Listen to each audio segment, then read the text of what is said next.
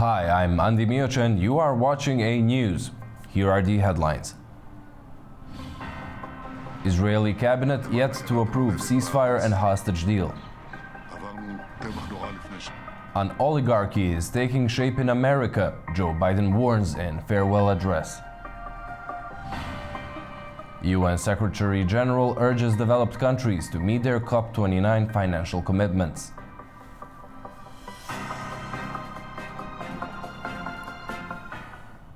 Thank you for tuning in. All eyes are on Gaza and Israel as the ceasefire and hostage deal that Tel Aviv and Hamas reached is yet to be officially accepted by Israel. If it comes into force, the agreement could mark the beginning of the end of one of the most devastating conflicts in the world. The ceasefire deal mediated by the US and Qatar promises to halt the devastating conflict in Gaza, secure the release of Israeli hostages and exchange Palestinian prisoners in 3 stages. In the first phase, the ceasefire lasting 6 weeks will bring a complete stop to fighting. During this time, Hamas will release 33 hostages, including women, children and the elderly, while Israel will free hundreds of Palestinian prisoners. Israeli troops are set to withdraw from populated areas in Gaza, a critical step that could allow the return of 2 million displaced Palestinians to their neighborhoods. Alongside this, humanitarian aid will increase dramatically, with hundreds of trucks carrying essential supplies entering Gaza daily. The second stage of the agreement is aimed to end the war permanently. All remaining hostages held by Hamas, including men, are expected to be released, while Israel will free more prisoners, though it has ruled out releasing those convicted of murder. This stage will also see a full withdrawal of Israeli troops from Gaza. The third and final stage focuses on Gaza's reconstruction, a process expected to take years. It includes rebuilding critical infrastructure and addressing the humanitarian crisis in the region. Any remaining hostages' bodies will also be returned during this phase. However, the deal raises significant questions. With deep mistrust on both sides, will this ceasefire hold long enough to bring lasting peace? Hamas has demanded the release of certain prisoners Israel has refused to free, and disputes remain over the future of buffer zones and troop presence. Additionally, uncertainty surrounds the status of some hostages, whether alive or dead, and their whereabouts. Leaders from all around the world have welcomed the Israel-Hamas ceasefire deal, scheduled to start in 3 days. Reactions from world leaders have poured in following the announcement of a landmark ceasefire agreement between Israel and Hamas, set to pause the 15-month conflict in Gaza starting January 19th. US President Joe Biden praised the Gaza ceasefire agreement, highlighting the role of his administration in the negotiations. He emphasized his team's efforts in bringing about the deal and expressed hope for its successful implementation. I can announce a ceasefire and a hostage deal has been reached between Israel and Hamas. The deal is structured in 3 phases. Phase 1 will last 6 weeks. It includes a full and complete ceasefire, withdrawal of Israeli forces from all the populated areas of Gaza. Meanwhile, US President-elect Donald Trump also praised the ceasefire agreement, emphasizing its historical significance. Trump took to social media, claiming credit for the deal's success and celebrating its potential to bring peace to the region. International leaders also expressed their support for the deal. The Japanese government hailed the ceasefire and hostage release deal, calling it a key step toward improving Gaza's humanitarian situation, pending Israel's approval. Japan welcomes the agreement reached between the concerned parties on January 15 local time regarding the situation in Gaza and the release of hostages. This is an important step towards humanizing and improving the humanitarian situation that our country has long called for. German Chancellor Olaf Scholz praised the ceasefire deal, urging for full implementation, including hostages release and the return of remains. He emphasized the potential for lasting peace and improved humanitarian conditions in Gaza. Qatar's Emir, Tamim bin Hamad Al Thani, expressed hope that the ceasefire would end the aggression in Gaza and allow for a new phase where the Palestinian cause would be addressed justly, emphasizing Qatar's humanitarian role in the deal. Egypt's President Abdel Fattah el-Sisi stressed the urgency in accelerating humanitarian aid to Gaza, highlighting the need to address the catastrophic humanitarian situation, and pledged Egypt's continued support for achieving peace. UN Secretary-General Antonio Guterres commended the mediators, Egypt, Qatar, and the US for their efforts, urging all parties to fully implement the agreement and use it as a step towards establishing a political path for peace in the region. European Commission President Ursula von der Leyen urged Israel and Hamas to fully implement the agreement and stressed the need for a lasting diplomatic solution to the conflict. UK Prime Minister Keir Starmer called the ceasefire agreement long-awaited, offering hope for both Israeli and Palestinian families. He highlighted the return of hostages, the need for humanitarian aid in Gaza, and the importance of a two-state solution for lasting peace. Turkish President Recep Tayyip Erdogan expressed hope that the deal would bring lasting peace and stability, particularly for Palestinians. He reaffirmed Turkey's commitment to supporting Gaza and its people in the recovery and ongoing struggles. While the ceasefire represents an important milestone, leaders emphasized the need for continued efforts to ensure a comprehensive and enduring peace for the region. Israelis have welcomed the ceasefire agreement with hope and relief for families of hostages held by Hamas. Israelis welcomed a ceasefire deal with Hamas, marking a significant development in the ongoing conflict in Gaza. Locals shared their relief and hope during this pivotal moment. And that families, I hope that they get returned to their kids and brothers and mothers, and that everyone's safe and happy and healthy, please. For many, the hostages' release is seen as a long overdue moment of relief. I think that that's amazing. We've been waiting so long for our hostages to finally come home, praying, hoping, and now it's finally happening, and we're so excited, and we can't wait to welcome you all home. However, the ceasefire and its terms have sparked complex emotions among Israelis, as some grapple with the cost of such agreements. I think it's hard as, to judge what we're giving up to get our hostages back. But, it's hard to know that these Palestinians are going to be released and terrorists are going to be released. But at the same time, how can I judge when it's not my family member? I mean, it's my family member in terms of as a nation, but it's not these parents and grandparents and mothers and fathers are suffering right now without their children or knowing if they're dead or alive.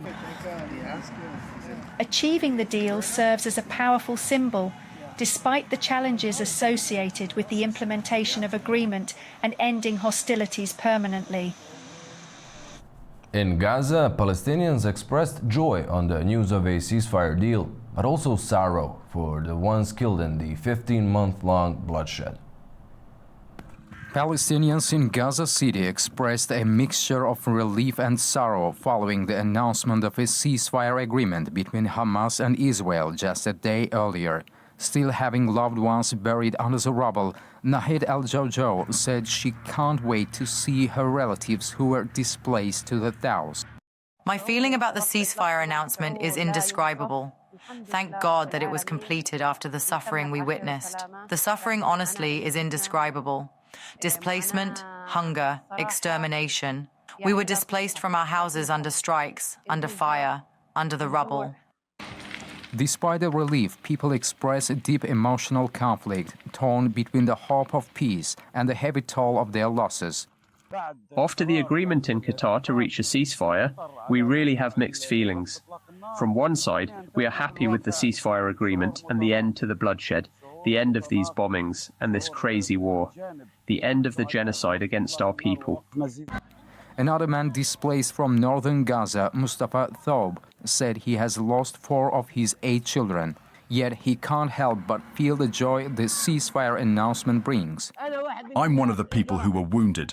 My home is gone, and I have 4 martyrs.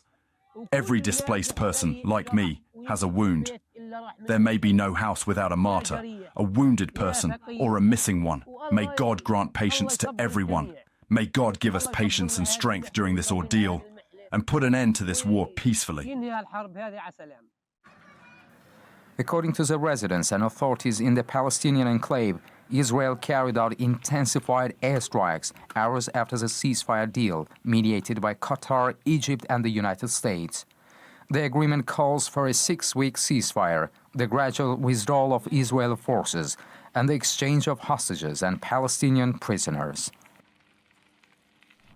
The Israeli cabinet meeting on official acceptance of the ceasefire and hostage deal was delayed by Prime Minister Benjamin Netanyahu, accusing Hamas of reneging parts of the agreement. Hamas rejected the allegations. Netanyahu's office stated the Israeli cabinet will not convene to approve the deal until mediators confirm Hamas's acceptance of all elements. Local media reports that the cabinet will convene tomorrow. The 15-month devastating conflict in Gaza and Israel, starting in October 2023, has resulted in the death of tens of thousands and widespread destruction across Gaza. A new round of confrontation between Hamas and Israel began on 7 October 2023, when Hamas-led gunmen launched an attack on southern Israel. The assault, which included rampaging 3 communities, resulted in the death of over 1,200 people and the capture of more than 250 hostages. In retaliation, Israel launched a full-scale military campaign aimed at crushing Hamas. The toll on Palestinians has been catastrophic, with over 46,000 reported dead and many others feared buried under rubble in Gaza. In the early days of the war, Israel responded with airstrikes and a total siege on Gaza. As the conflict escalated, other regional actors such as Lebanon's Hezbollah entered the fray. Hezbollah fired missiles at Israel, stating that the attacks were in support of the Palestinians. This added another layer of complexity to the already volatile situation. By mid-October, Israel had begun evacuating Gaza City, home to over 1 million residents, and ordered them to move south, initiating a mass displacement of Gaza's population. On October 21, international aid began flowing into Gaza through the Rafah border, crossing from Egypt. This relief, however, was insufficient to meet the growing humanitarian crisis. For months, international organizations and Western governments have urged Israel to allow more aid into the region. Despite these calls, the situation continued to worsen, with Gaza's infrastructure severely damaged and thousands of civilians trapped in the fighting. By the end of October, Israel had launched a ground offensive in Gaza. The conflict was relentless, and by mid-November, Israel's forces had entered Gaza's largest hospital, Al-Shifa, after a siege. As the war raged on, the death toll continued to climb. On November 21, a brief 7-day truce was declared, leading to the release of around half of the hostages. However, the ceasefire quickly collapsed, and fighting resumed on December 1. Throughout December, Israel launched a series of large ground operations in southern Gaza, particularly targeting the city of Khan Yunis.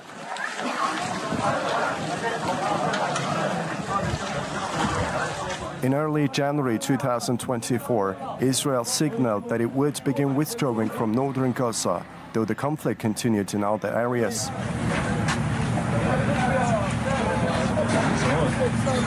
As the war dragged on, Israel faced mounting international pressure. The International Court of Justice in The Hague issued an order on January 26, 2024, urging Israel to prevent genocide in Gaza, highlighting the global concerns over the scale of the violence.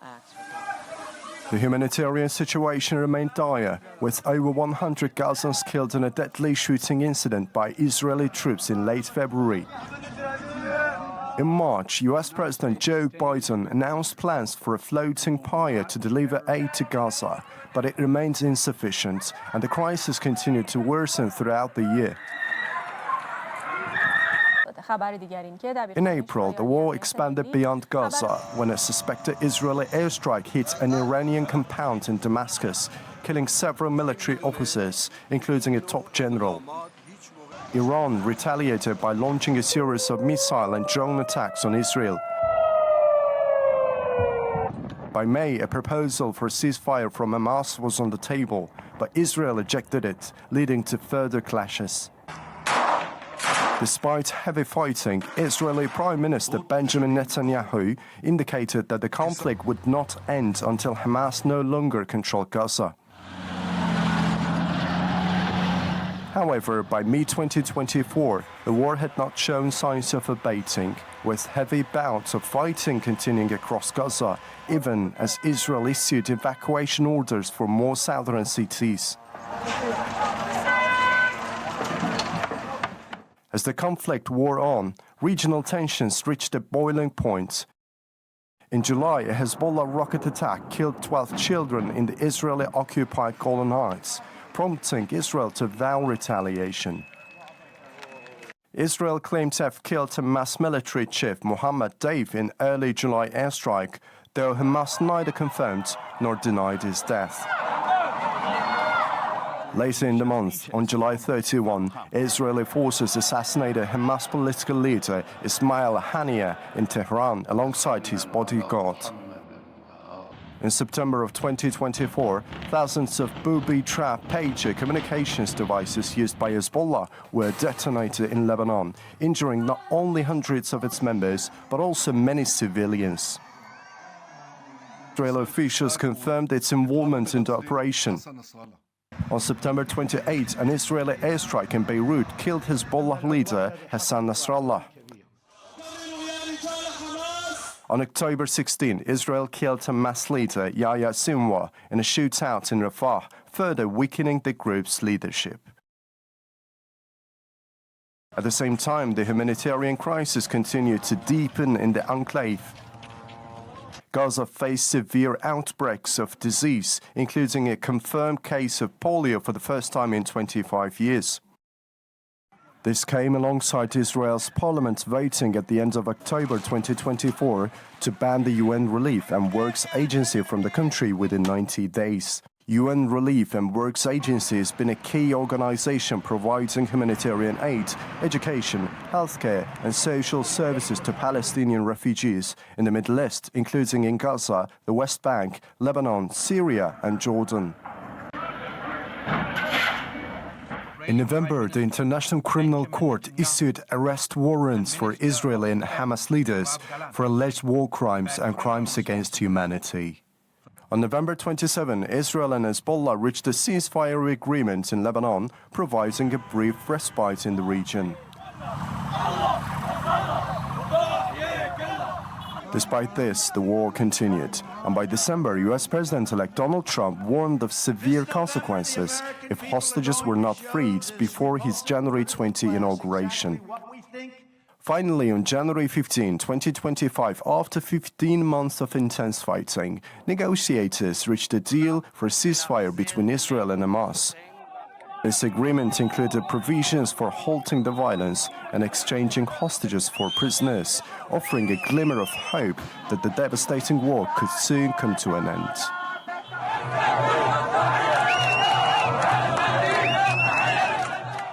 On the latest surrounding the ceasefire and hostages deal and what comes next, we're talking to Arthur Bloch, editor-in-chief of the Lebanese Liberum, joining us from Dubai, Maurice Hirsch of the Jerusalem Center for Security and Foreign Affairs coming to us from Efrat, and Ubay Shahbandar, analyst connecting from Washington. Welcome, gentlemen. Thank you for joining us. As we are As we are waiting on the ceasefire and hostages deal to be approved by the Israeli cabinet, local media are reporting that the cabinet will convene tomorrow. We also just recently heard from U.S. Secretary of State Blinken saying U.S. is confident in the ceasefire starting Sunday. Maurice, what do you make of this delay? Is it, as Netanyahu's office said, Hamas reneging the terms, an internal political turmoil with the far-right ministers, combination, or something else? So this morning already, I think it's important to state that already for this morning at 11 o'clock, there was meant to be a meeting of the cabinet. It had already been set. It was already in place. And only then did we discover that Hamas had more demands. They wanted different changes made into the agreement. This is a pattern that we've seen time after time. They did the same back in May. Trying to get to a final agreement with a genocidal terrorist organization is something which is very, very difficult. And by their nature, unfortunately, they are trying to do as much as they can in order to inflict both psychological damage and pain on the hostages and on the Israeli population. That was part of their goals of the October 7 massacre. There was a lot of effort in these talks mediated by Qatar, Egypt, and of course the U.S. Ubay, what do you make of both the Biden and Trump envoys working as one team to secure the deal? And what's the pulse in the States when it comes to both Biden and Trump claiming some credit? Yeah, President Trump was the X factor here. Remember, it was President Trump in early December putting out that social media post that there will be hell to pay if a deal is not reached and the hostages, including American hostages, are returned back. And that was the, I think, critical catalyst here. And then when President Trump then deployed his Middle East envoy, Steve Witkoff, who then joined Joe Biden's Middle East envoy, Brett McGurk, in talks in Doha and in Israel, that proved, according to Arab diplomats and Israeli officials, to be the key decisive factor here. After 15 months of war, of destruction, and of stalemate, of talks that had gone back and forth, Joe Biden just was not able to really use American leverage to get either side to back down and to agree to some sort of compromise. There were concerns that Mohammed Sinwar, the brother of the deceased Hamas military commander who was killed, by Israel, would not budge. There were concerns that, Prime Minister Netanyahu would, move the goalposts in negotiations. But when President Trump became involved and when he dispatched Steve Witkoff, that really ended up bringing all sides to a conclusion that would not have been possible otherwise. As we mentioned earlier, the U.S. is confident that the ceasefire will take hold Sunday. The first phase that is supposed to see the release of 33 hostages and partial Israeli withdrawal from Gaza should also see further negotiations on the second phase. Arthur, do you expect the sides to respect these terms? Well, you never really know. I mean, as we discussed yesterday evening, today was supposed to be the cabinet meeting. It was postponed, and formally there's no deal. I mean, of course they will reach it by Sunday. I'm convinced it will happen, especially because the first batch of hostages will all be citizens with a dual passport, American, Israeli.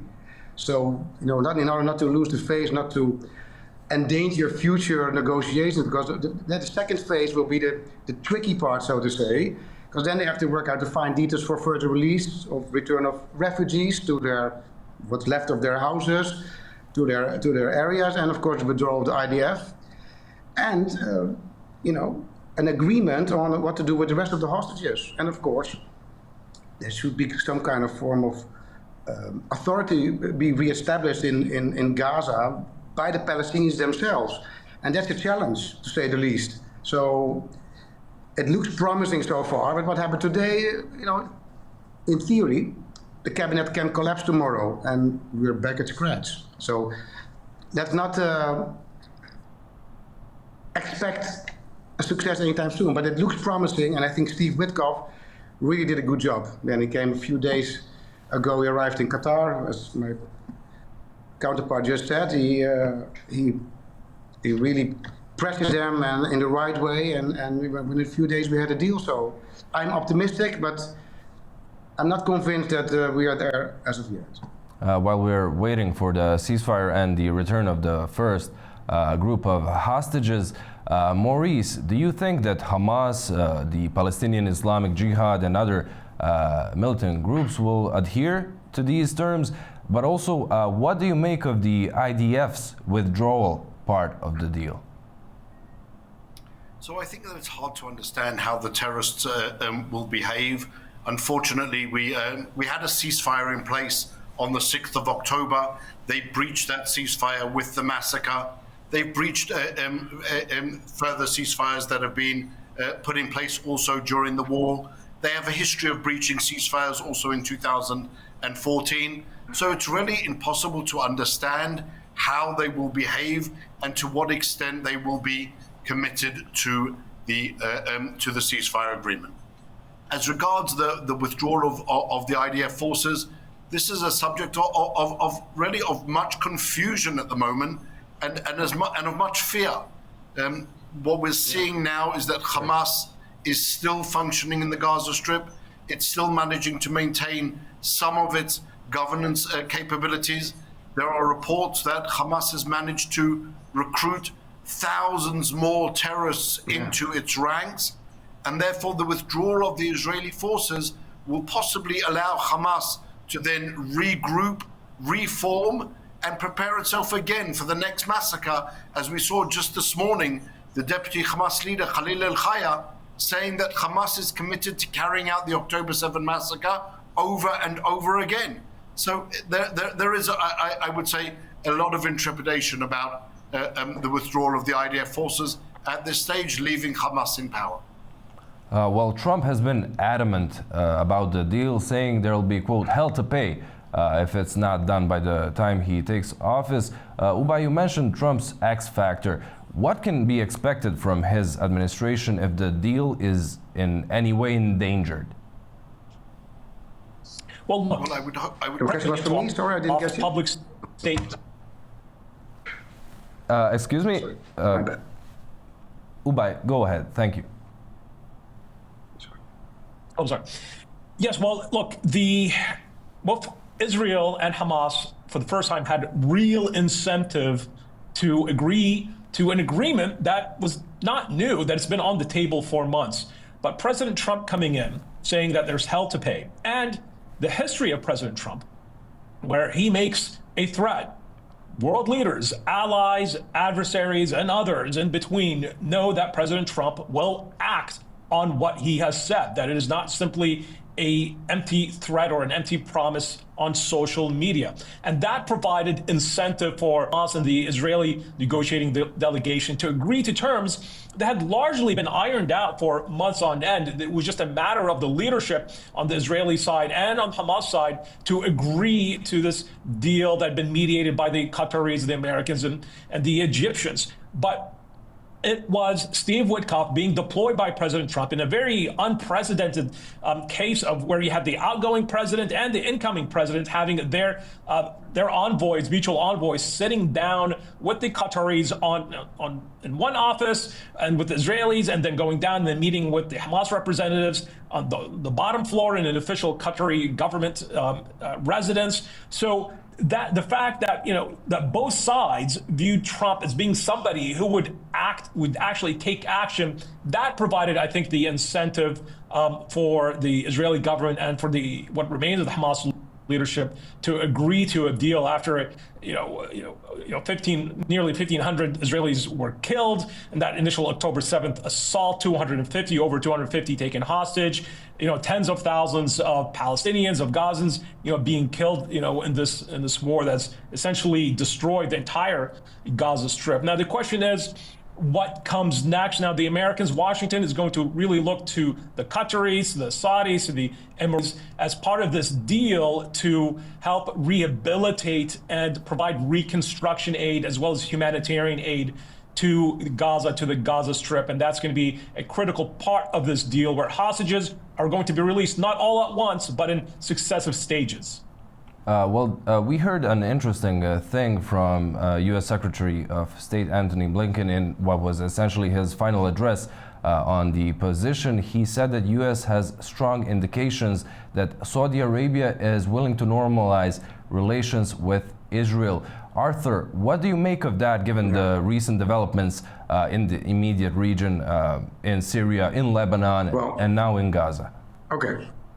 Well, many people probably will not remember, but in the General Assembly of the United Nations in September 2023, Netanyahu gave a very interesting speech. He said, "We are on the brink of signing a peace agreement with Saudi Arabia." It didn't happen then.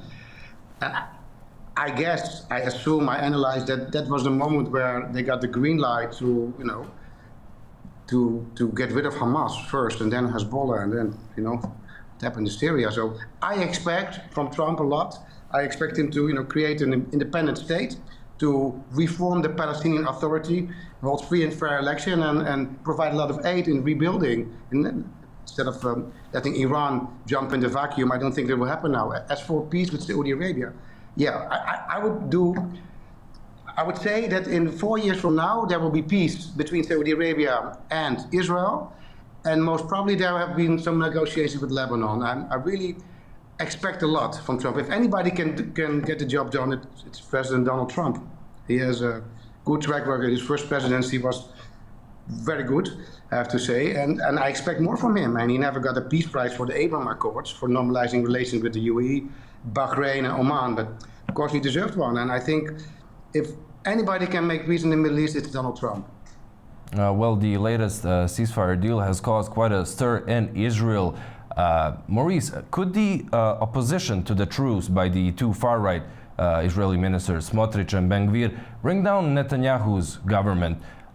We did hear the opposition leader Yair Lapid promising to politically back Netanyahu in the Knesset on the deal until all the hostages are home. What do you think of that? So I think it's a little bit early to say whether this can bring down the government. I think there's a great chance that the deal will be approved by the cabinet, and then the right-wing bloc will have to make a decision as to whether their terms have been fulfilled and whether they're willing to stay in the cabinet.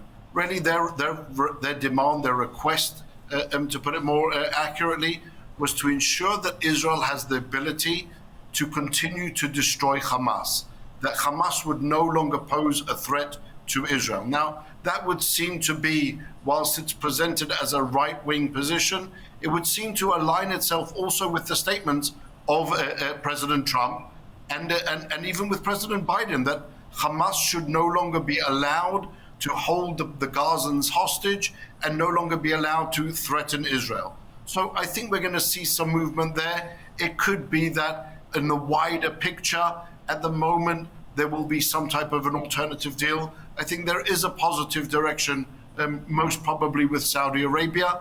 But the question of what to do with Hamas, what to do with these genocidal terrorists, before they again are allowed to regroup, rearm, and again plan the next genocide, is something that is going to have to be taken into account.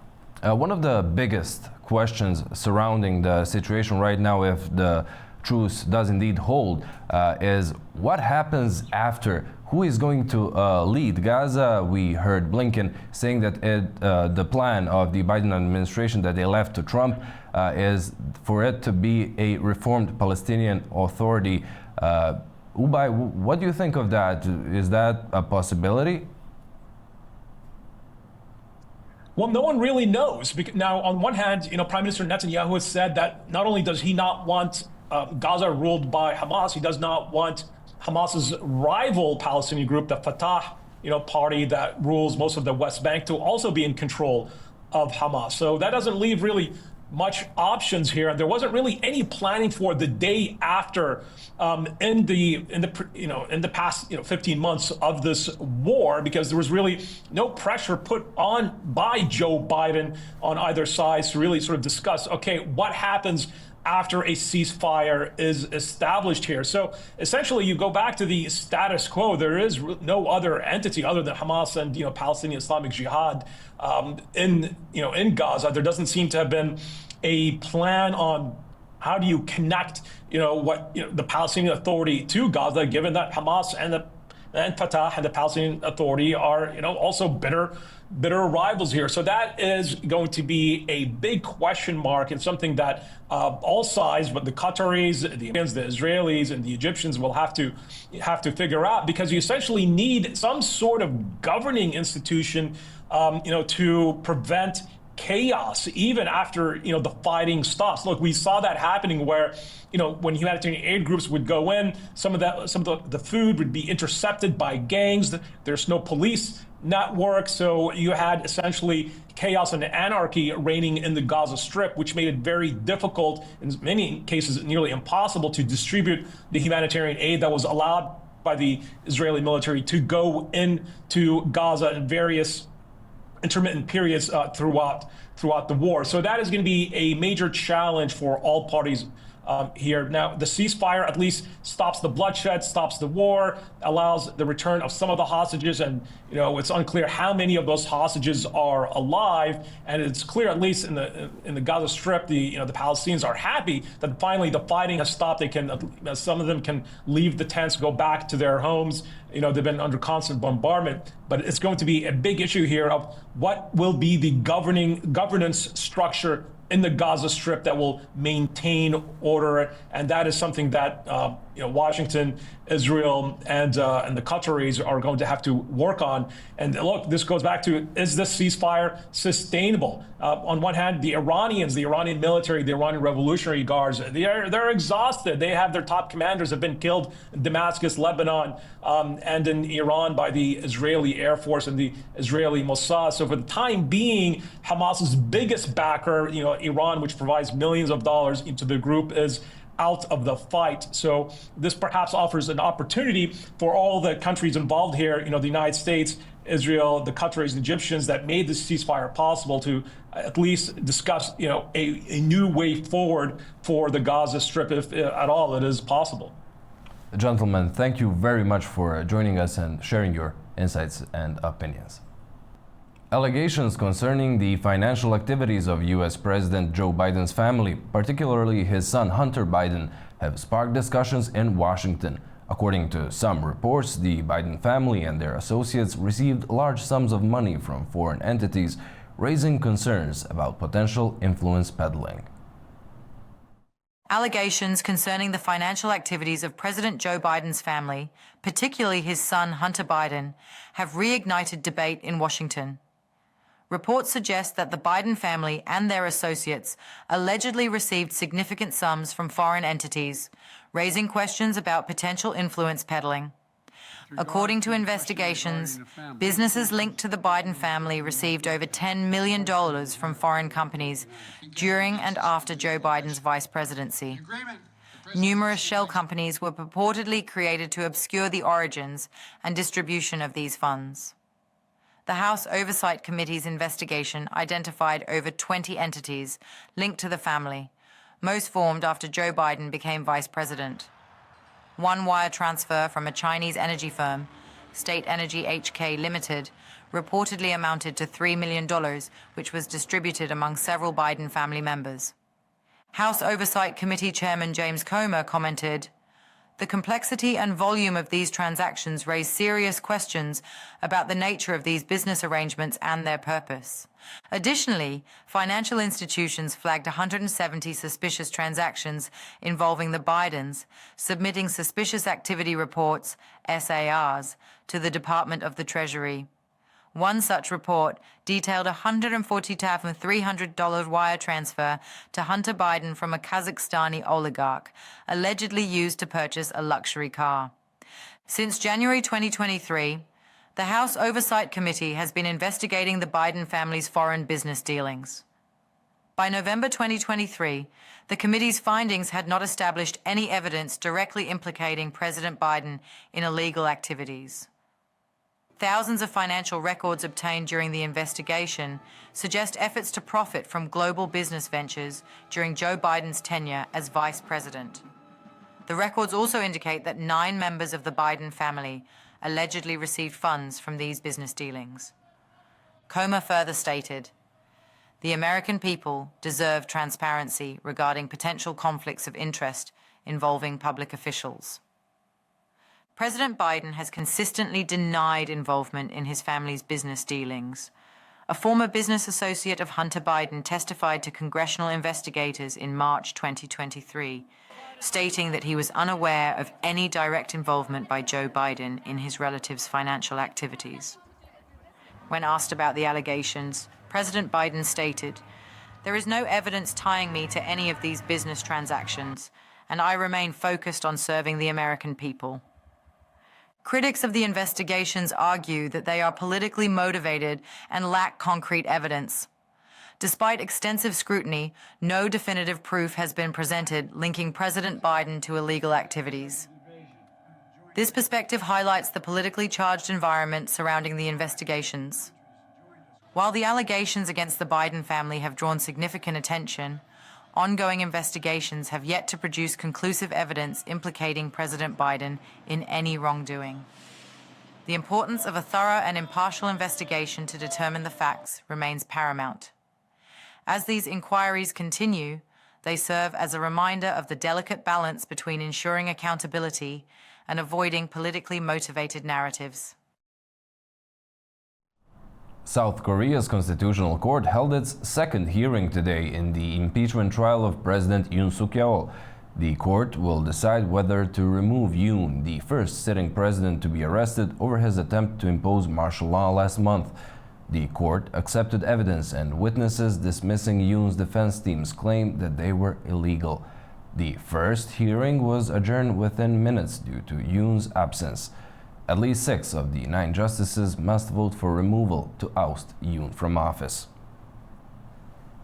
The United Nations Secretary General Antonio Guterres unveiled his priorities for 2025 with a strong emphasis on climate action. Guterres called for the full implementation of the COP29 agreements on climate finance, mobilizing resources for energy transition, and addressing barriers to renewable energy access. Speaking at the UN General Assembly, Secretary General Antonio Guterres delivered a sobering reminder of the interconnected crises facing the world. While focusing on climate action, Guterres also highlighted the urgent need for global solidarity in responding to geopolitical conflicts and humanitarian emergencies. Recognizing strides in renewable energy, the UN leader called for 2025 to mark the peak of global emissions and the start of a rapid decline. He emphasized the importance of stronger climate action plans and full implementation of COP29 agreements, including mobilizing $1.3 trillion annually to support developing nations. And barriers, such as high capital costs, are preventing countries from reaping the benefits of the renewables revolution. We must tear down these walls and deliver on climate finance across the board, including through international financial architecture reform. The COP29 agreement on finance must be implemented in full, and the United Nations will help mobilize support for just energy transitions. We'll help drive the implementation of carbon pricing and the wind down of fossil fuel subsidies. And will support the leadership of the COP29 and the COP30 presidencies to deliver a credible roadmap to mobilize $1.3 trillion a year, as agreed, needed to support climate action in the developing world. It is time to start implementing new and innovative sources of finance, including old polluters accountable for the damage they have caused. And developed countries must make good on their promise to double adaptation finance to at least $40 billion a year this year. Shifting focus to international conflicts, the Secretary General emphasized hope through action amid global challenges. He highlighted progress in Gaza and Lebanon and climate initiatives while acknowledging the difficulties posed by ongoing crisis. Guterres urged the international community to remain focused on progress, highlighting the need for cooperation to address conflicts in Ukraine, Sudan, the Sahel, and Haiti. The Secretary General celebrated key strides in combating the climate crisis, noting that investments in renewable energy now surpass fossil fuels. On the climate front, the world now invests almost twice as much in clean energy as it does in fossil fuels. And almost everywhere, solar and wind are now the cheapest sources of new electricity and the fastest growing in history. In addition to climate action, UN leader advocated for global reforms to address inequalities and empower developing nations. He highlighted gender equality, youth participation, and ethical governance of emerging technologies, announcing the creation of a UN office to ensure AI serves humanity equitably. Closing with a message of resilience, Guterres pledged to transform hope into action as the UN marks its 80th anniversary. The Prime Minister of Georgia, Irakli Kobakidze, will visit Azerbaijan to participate in the 10th anniversary session of the Azerbaijan-Georgia Intergovernmental Commission, Georgia's foreign minister said at a press conference in Baku. The Prime Minister of Georgia, Irakli Kobakidze, is set to visit Azerbaijan to take part in the 10th anniversary session of the Azerbaijan-Georgia Intergovernmental Commission. This announcement was made by Georgian Foreign Minister Maka Bochirishvili during a press conference held in Baku alongside her Azerbaijani counterpart, Ceyhun Bayramov. Highlighting the long-standing ties between the two nations, Minister Bayramov emphasized the enduring friendship and cooperation between Azerbaijan and Georgia. He noted that these relations are rooted in mutual respect for sovereignty, non-interference in domestic affairs, and adherence to international law. As a result, the current relations between the two countries are at the highest level. It is very encouraging that there is a strong partnership between our countries. Tomorrow, the 10th joint session of the Intergovernmental Commission will be held. Our agenda is very intensive and interesting.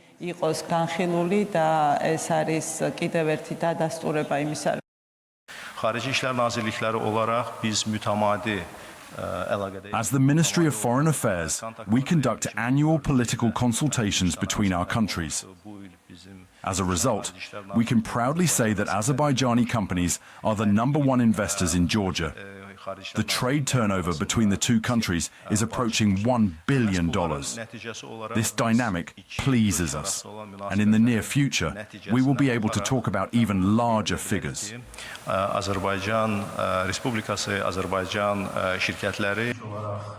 During the meeting, it was emphasized that global-scale projects are being implemented in the region with the participation of both countries. Baku-Tbilisi-Ceyhan oil pipeline and the Southern Gas Corridor were highlighted as key projects. Bakı-Tbilisi-Kars dəmir yol layihəsini xüsusi olaraq qeyd etməliyik ki, bu layihənin də The cargo capacity of the Baku-Tbilisi-Kars railway has been increased from 1 million tons to 5 million tons. This is a significant project not only for increasing the trade turnover between the two countries, but also for enhancing its competitiveness. These projects are historic and have been implemented over many years, benefiting both our countries and the broader region. Among the projects being implemented is the formation of a new green energy corridor initiated at the end of 2022. Although still at the preliminary calculation stage, this project aims to deliver green energy from the Caspian Basin to Europe via Georgia. Both ministers emphasized that the main goal of their countries is to ensure peace and stability in the South Caucasus, which is regarded as their shared home. Russian Foreign Ministry spokesperson Maria Zakharova has criticized the European Union's observation mission in Armenia, accusing it of having a negative agenda aimed at destabilizing the South Caucasus. Zakharova described the border's mission objectives as anti-Azerbaijani, anti-Russian and anti-Iranian, and pointed out that the mission was launched without Azerbaijan's coordination, ignoring the views of a key regional player. Zakharova added that the EU is using Armenia to extend its influence and pursue activities in the region. BP, the British energy giant, will cut over 5% of its global workforce. Around 4,700 jobs will be cut off, alongside with possible termination of contracts with 3,000 contractors as part of efforts to reduce costs. CEO Murray Auchincloss announced last year that BP would cut costs by at least $2 billion by 2026 to improve returns and address investor concerns over its energy transition strategy. BP's workforce is approximately 90,000 strong, but the exact breakdown of the cuts has not been revealed. Indonesia's Mount Ibu volcano has erupted, sending thick clouds of ash into the sky and prompting authorities to evacuate thousands of residents living in near areas. Authorities in Indonesia have begun evacuating approximately 3,000 residents living near Mount Ibu on the eastern island of Halmahera, following a volcanic eruption earlier this week, according to the National Disaster Agency. The eruption sent a dense cloud of gray ash, soaring up to 4 kilometers into the sky.